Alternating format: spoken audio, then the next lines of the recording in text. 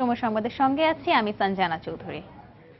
২০২০ সালের মধ্যে যেখানে বাংলাদেশকে ম্যালেরিয়া মুক্ত ঘোষণা করার কথা, উল্টো সেখানে এক বছরের ব্যবধানে দ্বিগুণ বেড়ে গেছে আক্রান্ত রোগীর সংখ্যা। চলতি বছর আক্রান্তের সংখ্যা আরও বেড়ে যাওয়ার আশঙ্কা সংশ্লিষ্টদের। এ অবস্থাকে উদ্বেগজনক বলে বিশেষজ্ঞরা দুষছেন স্বাস্থ্য অধিদপ্তরের গাফিলতিকে। এহসান জুয়েলের রিপোর্ট। দেশের ১,৩২,৫০,০০,০০০ জনগোষ্ঠী এখনো বসবাস করছে ম্যালেরিয়ার ঝুঁকি নিয়ে।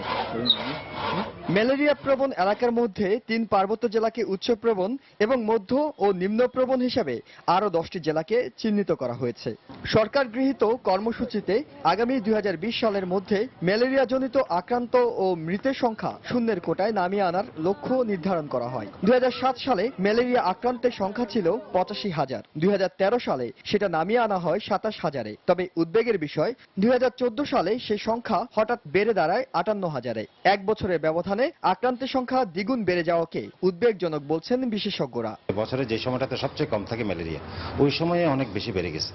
এই জন্য সামনে যখন পিক সিজন আসবে তখন আমরা আশা করতেছি যে এটা অনেক বেশি হয়ে যেতে পারে। জনগোষ্ঠীর ভিতরে শৈথিল্য ছিল যে জ্বর হলে হয়তো ম্যালেরিয়া না, আমাদের ওয়ার্কারদের ভিতরে শৈথিল্য আসছে যে ম্যালেরিয়া তো কমেই গিয়েছে। ম্যালেরিয়া শনাক্তকরণ ও নিয়ন্ত্রণ কার্যক্রমে সারা দেশে ৬৩টি কিট তাত্ত্বিকের পদ থাকলেও এখন পর্যন্ত শূন্য রয়েছে ৩১টি পদ। ১৯৯৬ পর এই পদে নিয়োগ দেওয়া হয়নি কাউকে। তালিকা তৈরি করেছি, সরকারি কর্ম কমিশনের বিজ্ঞ সদস্যের সাথে কথা বলেছি এবং উনি বলেছেন আপনি দাপ্তরিকভাবে এই প্রস্তাব আমাদের কাছে পাঠান, আমি কীটতত্ত্ববিদ নিয়োগের ব্যবস্থা করে দিব।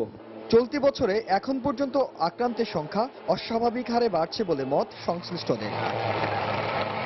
আক্রান্ত এলাকাগুলোতে ২০১৫ সালের মধ্যে যেখানে ম্যালেরিয়ার হার ৬০% কমিয়ে আনার কথা, সেখানে গত বছর হঠাৎ করে আক্রান্তের সংখ্যা দ্বিগুণ বেড়ে যাওয়া চ্যালেঞ্জের মুখে ফেলেছে সরকারের নিয়ন্ত্রণ কার্যক্রমকে।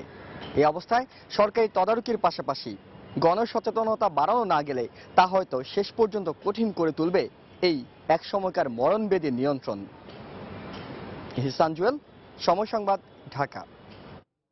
রাজধানীর মুগদে এলাকায় নির্বাচনী প্রচারণা চলাকালে দুর্বৃত্তদের হামলায় আহত হয়েছেন ৫ জন। তাদের মুগদা সরকারি হাসপাতালে ভর্তি করা হয়েছে।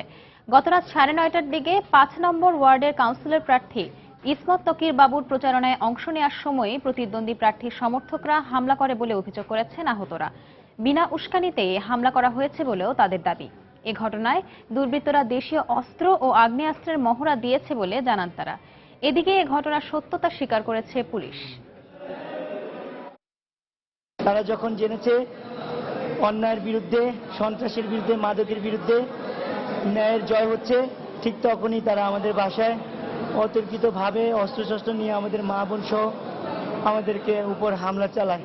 নির্বাচনে আমি দাঁড়ালে আমার জয়লাভ করার সম্ভাবনা অনেক বেশি এবং সে কারণেই আসলে এই সরকার সমর্থিত যারা আছেন তারা ভীত হয়ে যে তারা হেরে যেতে পারে, সে কারণেই তারা আমাদেরকে নানাভাবে হামলা করছে। প্রাথমিকভাবে জানতে পারলাম যে ওই তাকির বাবুর লোকজনকে আশরাফুজ্জামান ফরিদের লোকজন আক্রমণ করছে, এরকম একটা সংবাদের ভিত্তিতে আমরা গেছি। আসলে ওইভাবে আমরা কোনো অভিযোগ এখনো হাতে পাইনি। ফেনীতে বাস ও অটোরিকশার সংঘর্ষে 2 জন নিহত হয়েছেন। গত রাত 11টার দিকে ফেনী নোয়াখালী মহাসড়কের কাশিমপুরে এই দুর্ঘটনা ঘটে। পুলিশ জানায় অটোরিকশাটি ফেনী শহর থেকে রাজাপুরের দিকে যাওয়ার সময় একটি বাস সেটিকে চাপা দেয়। এতে অটোরিকশার 2 যাত্রী গুরুতর আহত হন। স্থানীয়রা আহতদের উদ্ধার করে ফেনী জেলা সদর হাসপাতালে নিয়ে গেলে কর্তব্যরত চিকিৎসক তাদের মৃত ঘোষণা করেন। এই ঘটনায় এখন পর্যন্ত কাউকে আটক করা সম্ভব হয়নি। এদিকে খবর পেয়ে হাসপাতালে ছুটে যান নিহতদের স্বজনরা। তাদের আহাজারিতে ভারী হয়ে ওঠে পরিবেশ।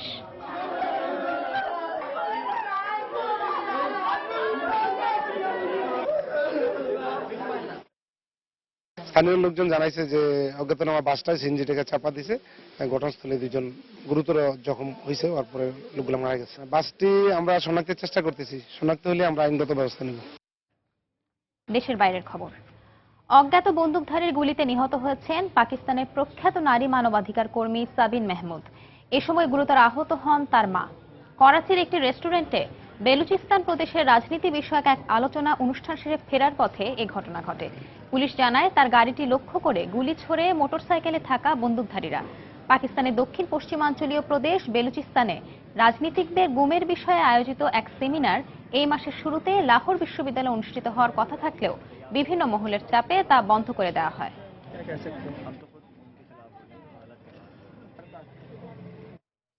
এই ছিল এখনকার মতো। যে কোনো খবর পেতে ভিজিট করুন সময় নিউজ.tv।